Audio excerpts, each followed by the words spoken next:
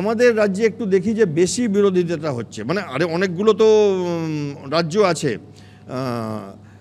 যাদের মানে যেখানে শাসক দল নেই, কেন্দ্রীয় শাসক দল নেই, তাদের থেকে আমাদের পশ্চিমবঙ্গে একটু বেশি দেখি যে এইটা নিয়ে উতলা।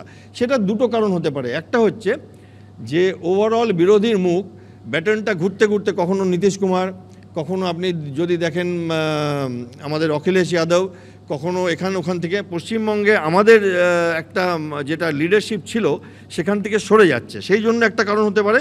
আরেকটা যেটা আমরা বুঝতে পারি টিভি দেখে, যে আমাদের রাজ্যের দলের মধ্যেও একটা নিজেদের ইন্টারনাল কম্পিটিশন আছে, যেখানকার জন্য তারা অনেক বেশি বড় জোর গলায় পার্লামেন্টে কথা বলছে।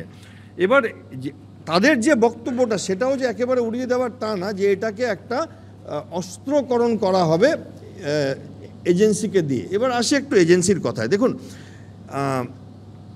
যতই জেনুইন রিজন থাকুক, কিন্তু এজেন্সি, আমি আগেও আপনার প্রোগ্রামে একবার বলেছিলাম যে চেরি পিকিং বলে একটা জিনিস হয়, যে বেছে বেছে কিছু মানুষকে টার্গেট করা ভোটের আগে, এটা হয়ে আসছে।